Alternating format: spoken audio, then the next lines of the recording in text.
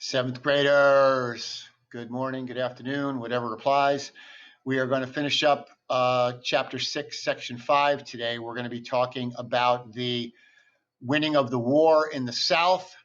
At the end of the last mini lecture, we talked about how the war is going to shift to the South in the last few years of the war, and that is going to be Chapter 6, Section 5, winning the war in the South.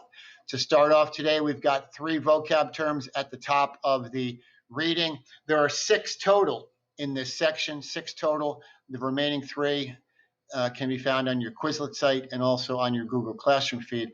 Let's look at the 3 terms that appear. Guerrilla is a type of fighting that involves hit-and-run tactics of fighting. Hit and run, guerrilla, French term meaning hit and run.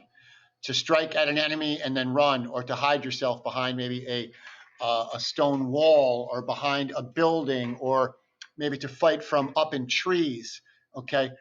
Fighting from a concealed position, guerrilla, hit and run tactics of fighting. Second term is siege. Siege is a strategy of surrounding, blockading, and bombarding an enemy position in order to capture it. So when we talk about a siege, we're talking about surrounding, blockading, and bombarding an enemy position in order to capture it. And lastly, we're going to look at ratify. Ratify means to approve something.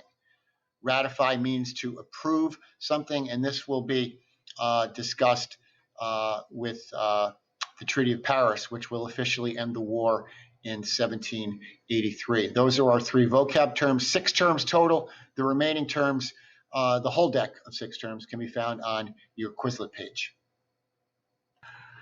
Okay, so looking at the reading today, the South became the main battleground of the war after British plans to conquer New England and New York would fail. The British won a number of early victories in Georgia and in South Carolina. The tide turned, however, by late 1780 when the Patriots began to win victories in the South. Nathaniel Greene and Daniel Morgan used clever tactics to wear down the British Army at the Battle of Cowpens. We will see a number of video clips in class related to the winning the war in the South, and the Battle of Cowpens will be one of those. Another American, Francis Marion, the Swamp Fox, led a group of soldiers who slept by day and traveled by night. And they used guerrilla tactics, attacking and then retreating quickly into the swamps of South Carolina. This man, Francis Marion, was chronicled in the Mel Gibson movie, The Patriot. In the film, the character's name is Benjamin Martin, but that Benjamin Martin character in the film The Patriot is based on this American soldier, Francis Marion, the Swamp Fox from South Carolina, who, along with his men, used guerrilla tactics, attacking and then retreating into the swamps of South Carolina. Continuing on, the British commander in the South, Charles Cornwallis, had planned to capture the Carolinas. When we talk about the Carolinas, we're talking about North and South Carolina. But after Patriot victories there in the Carolinas, Cornwallis moved his troops north to Virginia.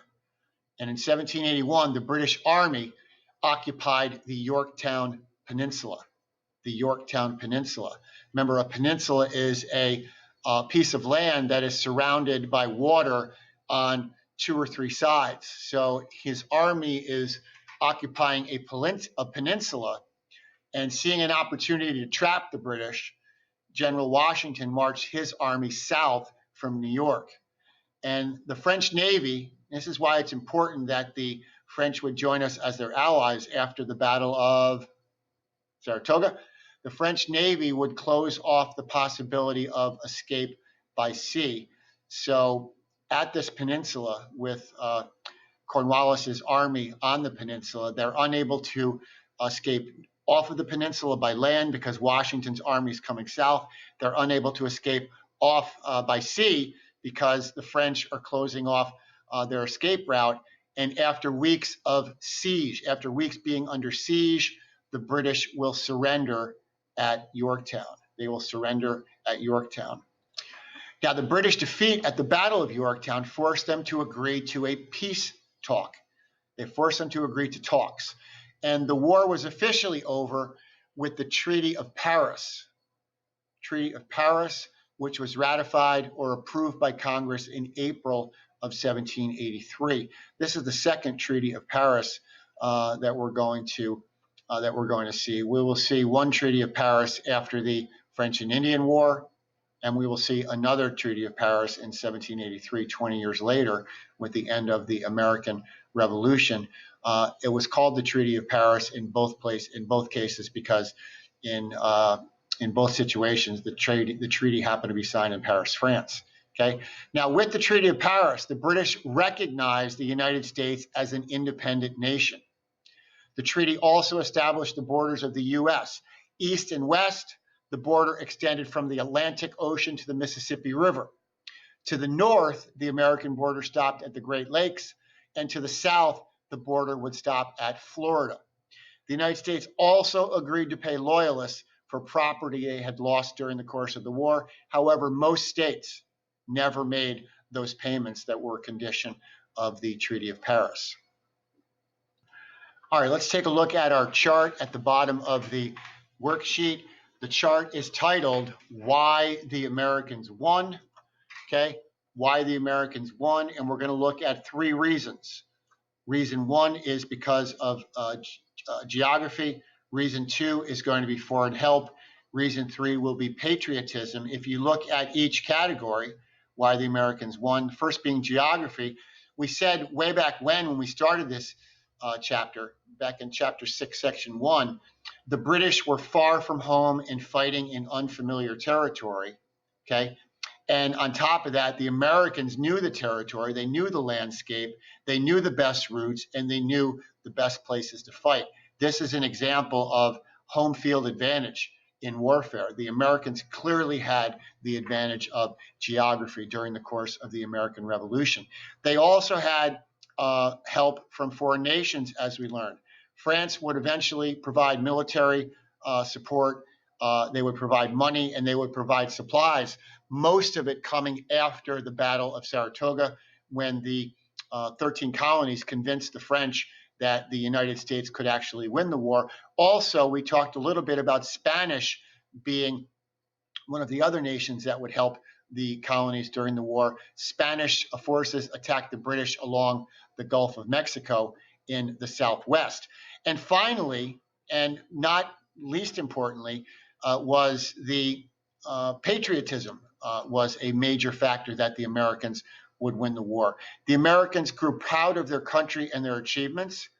The Americans grew proud of their country and their achievements, and this gave them something really to dig in and fight for. Okay?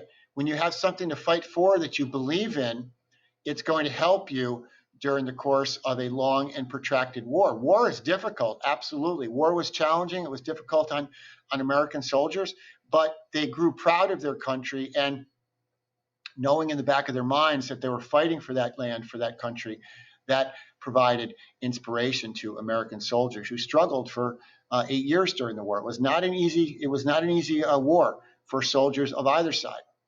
Also, British cruelty in the South turned many loyalists into patriots. British cruelty in the South in the later years of the war would turn many loyalists into patriots. It would cause a shift of many of those 1/3 of colonists who we said were loyalists at the start of the war. Many of those 1/3 of colonists would start to shift their allegiance to the patriot side when it was recognized that Britain was using extreme cruelty in some parts of the South. And we talked about that, or we will talk about it when we talk about the British tactics, one that was on display in the film The Patriot that we will see that involved the burning of the church. Now, let's take a look at the questions at the bottom of the page. Question 1 is going to be based entirely on the reading. What battle would lead to the end of the American Revolution? What battle will lead to the end of the American Revolution? And the chart skills question, question 2, how did geography play a role in the American victory over the British? How did geography play a role in the American victory over the British?